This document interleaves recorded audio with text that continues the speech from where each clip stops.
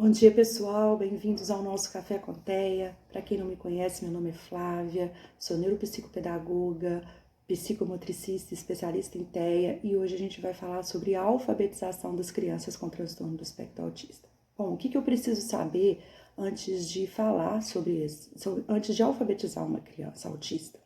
Eu preciso saber o que é o transtorno do espectro autista. Eu sei que o transtorno do espectro autista é um transtorno do neurodesenvolvimento e que ele afeta essa criança em diversas áreas. Essa criança ela vai ter diversas características, como a dificuldade na reciprocidade, a dificuldade no olhar compartilhado, no brincar, nessa atenção compartilhada. A criança autista muitas vezes não vai saber dialogar. Então, é preciso que eu conheça bem a minha criança autista, é preciso que eu avalie essa criança e veja quais as características do autismo estão presentes nessa criança para que eu possa alfabetizá-la. Muitas vezes nós vamos ter crianças com hipersensibilidade. Então, por exemplo, quando a professora chega e fala: "Ai, meu amor, vem cá, dá um beijo na tia", a criança não gosta de ser tocada. Então, cada criança autista ela é única e cada criança autista vai ter as suas características próprias. Então, por isso é muito importante que ao receber um aluno na escola com autismo, eu saiba quais são as características do transtorno do espectro que faz com que essa minha criança tenha essas dificuldades. Para quê? Para que eu possa adaptar, fazer uma adaptação de todo o conteúdo e de todo o ambiente para essa criança, né? Então, para isso, nós temos que voltar nas pesquisas, nos estudos e saber quais são as características do espectro autista. E aí sim, avaliar minha criança, ver quais dessas características ela tem, desse transtorno do neurodesenvolvimento, para que eu possa fazer com que essa criança aprenda. Para isso também eu vou ter que elaborar o plano educacional individualizado, que a gente chama de PEI, muitas escolas também chamam de PDI, Plano de Desenvolvimento Individual, para que essa criança tenha esse acompanhamento sistemático, tanto pela escola quanto pelos terapeutas que atendem e pela família, né? Esse PEI ele deve ser uma cópia dada a todas essas pessoas. É um documento que faz essa adaptação curricular, né? Isso é um assunto para um outro momento, mas eu vou dar uma explicação aqui, que onde se faz essa adaptação curricular, elaborado pela professora, juntamente com a coordenadora ou um profissional da educação que seja especializado em educação inclusiva, e monte esse planejamento e repasse a monitora desse aluno, a assistente terapêutica, a monitora, né, como for o nome que é dado em cada escola, para que essa criança, para que essa pessoa seja mediadora entre o professor e a criança na construção desse conhecimento. Então, a gente sabe que o autismo ele é um mar de possibilidades, porque são muitas pesquisas em áreas, nós temos vertentes comportamentais, neurológicas, todos os dias saem muitas pesquisas sobre o autismo e a gente está procurando, os pesquisadores tentam entender a cada dia como que ocorre o autismo, porque hoje a gente percebe que o número de crianças autistas ele aumenta muito, né? Mas o que será que está acontecendo? Será que é alguma coisa no ambiente? Então, existe todo um estudo também epidemiológico nesse sentido, tamanha proporção que isso está chegando em nossas salas de aula hoje e também em volta de toda a sociedade. Nós temos o diagnóstico precoce, né? As crianças hoje, elas recebem o diagnóstico desde de pequenininho. As pesquisas já mostram que esse diagnóstico, ele já pode ser dado a partir dos 6 meses de idade.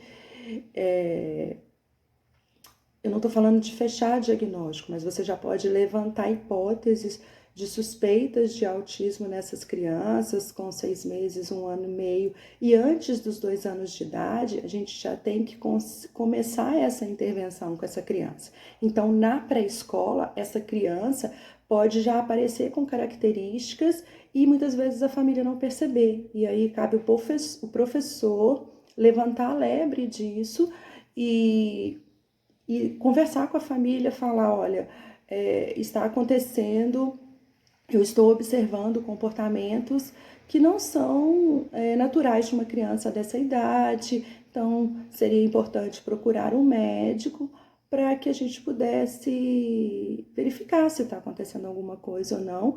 Para quê? Para que a professora possa adaptar todo esse conteúdo, todo esse processo de alfabetização àquela criança que chegou para ela na escola, certo? Então, os sinais, ele aparece bem de cedo, né? E ele é caracterizado por a gente acha que o autismo, ele acontece o autismo, ele acontece com déficit lá na linguagem, né? E não.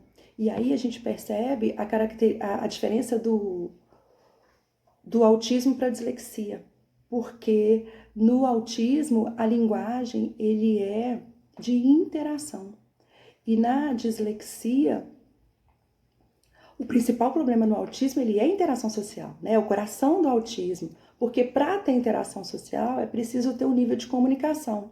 O disléxico ele não tem problema de comunicar, o problema dele é de processar som, de sequenciar, de organizar, na linguagem, vem de hemisfério esquerdo mesmo. Quando a gente olha para o autismo, o problema maior dele é contexto.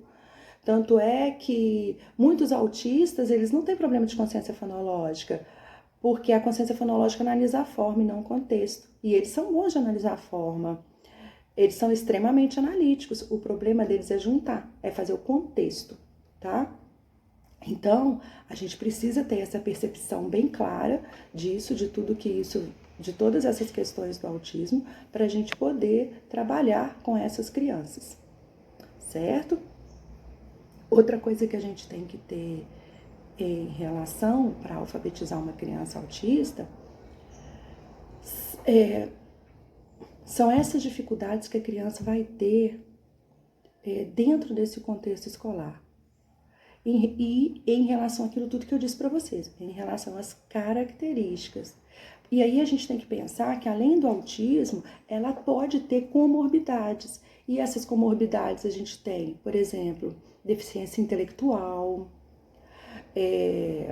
TDAH, essa criança pode ter TOD.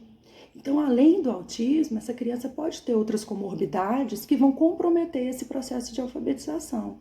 Então, esse diagnóstico ele é muito importante para o professor, justamente para ele saber como ele vai trabalhar com essa criança.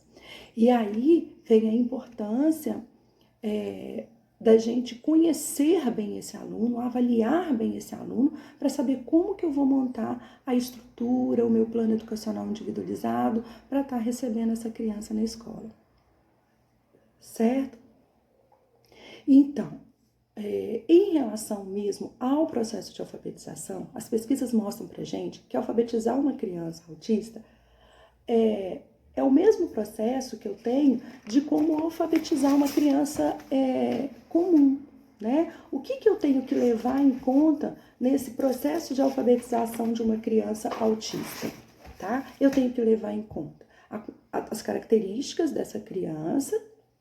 E aí eu vou trabalhar com ela a consciência fonológica, eu vou trabalhar com ela o conceito de impressão, que é a questão de contar histórias, eu vou trabalhar com ela o vocabulário, o princípio alfabético, a decodificação, a abordagem fônica. Então, tudo que eu trabalho com uma criança comum, eu vou trabalhar com ela, mas eu vou adaptar esse conteúdo de acordo com os níveis de atenção que ela tem, com os momentos de concentração, naqueles momentos com o nível de dificuldade que aquela criança tem, porque se ela tem, por exemplo, se ela tem um TEA associado a uma deficiência intelectual, o que ela vai ter? Ela vai ter um nível de cognição baixo. Então, eu preciso adaptar todo esse conteúdo a esse nível de cognição dessa criança.